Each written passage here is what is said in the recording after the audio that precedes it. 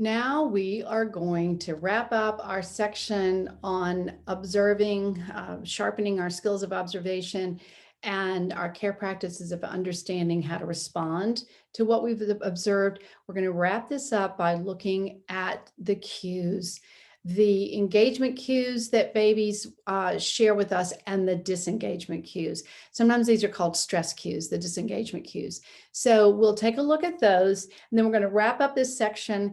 And I encourage you again, as we go through, be thinking about what kinds of care practices you would choose to help and support a little one who is showing you some of these kinds of skills. We definitely want to reinforce the engagement cues. So we want to make sure that as we're observing these engagement cues, that we take a moment to really just relish in just the beauty and wonder of a little one who's looking like this at his or her caregiver. And you can see their eyes are bright, their skin is bright and glowing. Maybe they're making a little coo sound with their sweet little mouths. But we want to really, really savor the awe and wonder of those incredible moments as babies are giving us a bid for attention. They're wanting to engage with us. And they're showing us a beautiful, beautiful engagement cue with this little one. And other engagement cues include their finger folding. Remember those pictures in utero when babies before they're born, they're holding onto their thumbs. They've got their thumbs tucked. They're grabbing onto their own fingers. They're holding onto the umbilical cord. These are all ways that they self-soothe and ways that they let us know that they are very happy to be with us and to engage with us in whatever way. So don't miss those moments. They're precious. They're just wonderful. And most importantly, we want our newborns to know that we are watching and seeing that, and that we want to reinforce and amplify and just express our appreciation for the fact that our newborns are kind of holding it all together. They're going through all of this transition, being born, and then they're able to hold it all together. So cherish those tender moments. The babies will tuck, they'll self-tuck, they'll tuck their little feet in, they'll actually go into the fetal position again. So then we take a look at another engagement cue. This is one of our little ones from our newborn intensive care unit. So he was premature and he was medically fragile, but look at him, he's watching his mother's face. So even some of our little babies who are medically fragile, he's got his little nasal cannula in. Mom's got him all swaddled, just so soft and cuddly. And even our little preemies and babies who are born too soon or have some medical issues are able to track their caregiver's face. So that is an engagement cue. And boy, is mom, look at her sweet smile. She is so happy. So that's a beautiful exchange of oxytocin there, right? Some of the best medicine for our little ones. Other engagement cues, don't you love it when they find their toes? Oh my gosh, that's so much fun. When babies find their feet, like, whoa, what is this cool thing? And so that's an engagement cue, and they'll grasp fingers and all kinds of fun little things. So as you see those little tender moments, be sure to acknowledge those with the little one. When you're working with parents, point those out. Help teach them, train their eyes, help them observe when they're seeing their baby exhibit some engagement cues. For our disengagement cues, this is another one of our little NICU babies. That's our occupational therapist who is there holding him. And she's been working with him, doing a little bit of her therapy with him. And then he raised his hand and gave her the universal stop. That's what we called it in the NICU. And our physical therapist just happened to be right behind her and got the photo, which is just so immediately our our occupational therapist who was holding the baby, guess what she did? So yes, she brought his little hands into the midline. She made sure the light was soft. She brought that swaddle cloth around him nice and snug.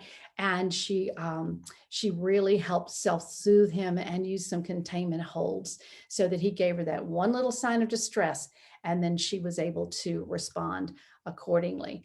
So don't do what I did. So I did not know any of this, of course, when my son was born, when my two little ones were born.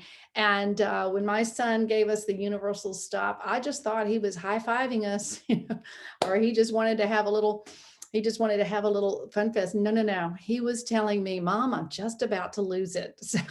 So help me out here.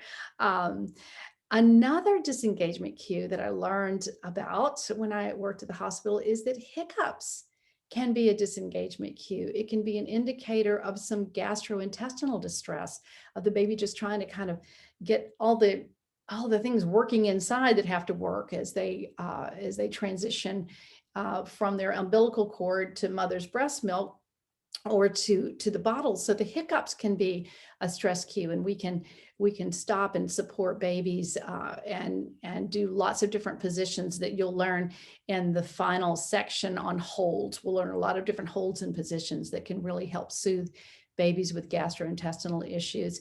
And another stress cue, another disengagement cue, are those splayed fingers and splayed toes. They'll open their eyes really bright. Sometimes they'll open their mouths, so they're arching their backs. They're giving us those stiff arms, stiff fingers, and letting us know, like, whoa, whoa, whoa, whoa, whoa, we're just trying to pull it all together. Help me out here. So we've got some care practices that we know would be very supportive of this little one, and all of those things will be very, very helpful as we help our infants move forward. Another disengagement cue is the mottled skin. This is when the surface capillaries at the very surface of the skin are kind of flaring up. It's an inflammatory response. Some of us get that same response if we get angry, or we are sometimes embarrassed or something, and we'll get red, and then the red kind of goes up. So that's our surface capillaries. It's a physiological response to stress. I didn't know that. And so I do vividly remember that my son's legs, sometimes I'd notice it on his legs and say, oh, look at that. It looks like a little road map. And not realizing that he was giving me a cue that he was under some physiological distress. I do have to stop and say here, my son turned out just fine. So they manage, don't they? I mean, even though, some of us are kind of novices at reading their cues, they do somehow manage to pull it all together and hold themselves together. But we just want to make it a little easier for them and for us, right? So the mottled and discolored skin, you remember one of the engagement cues was the smooth skin.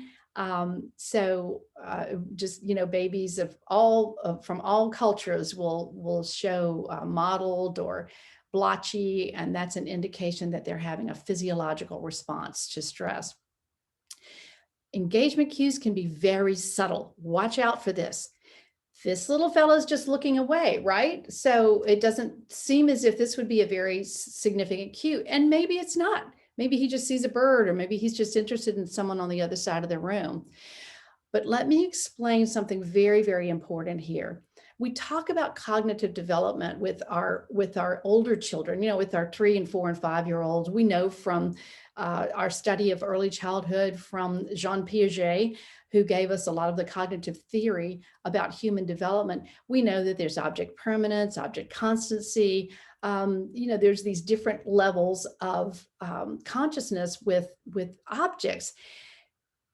All of that begins before birth. And with our newborns, the way it shows up is that if they look away from you, you've gone away. So think about a little older baby. Think about a baby sitting up in a high chair, maybe a 6, 8, 9-month-old baby, a 10-month-old, as they progress through the cognitive development and they have a toy and they drop it. At one point in development, they drop the toy's gone. A little bit later, you'll notice they drop the toy, they look down. So they know the object has gone somewhere and they look for it.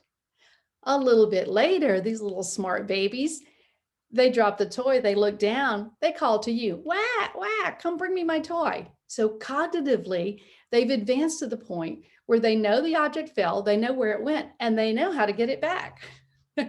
So all of that cognitive development has an origin in newborn, in the 4th trimester, with our very, very youngest little ones.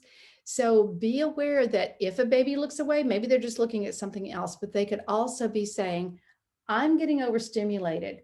If I don't look at you, then you've gone away. So one more time, I will share with you, don't do what I did. I had my little baby in his bassinet, and he would turn his head to this side, and I'd go around to the other side of the bassinet, and I'd sing to him, or I would talk to him, or I'd coo with him. He'd turn his head the other way, and I'd go around to the other side of the bassinet, and I'd sing to him. Next thing you know, I had a crying baby. So I'm going to save you all that, to spare you all of that distress. So be aware, if they look away, we've gone away. So just be conscious of what's going on for them. We're doing all of this, all of these observation skills, gaining all of these skills. We're gaining all of this deep understanding so that we can help our babies develop and flourish all the way through all of their developmental milestones, so that they're building those neural pathways, so that they're building the strongest, most resilient, happiest, most content, creative, imaginative, wonderful brain that they possibly can, because we know then that's their whole countenance, their whole being. So I hope you enjoyed this session. I sure enjoyed sharing it with you, and we will be back for the next module, which is on communication, visual communication, auditory communication, and the way that we communicate with our little ones.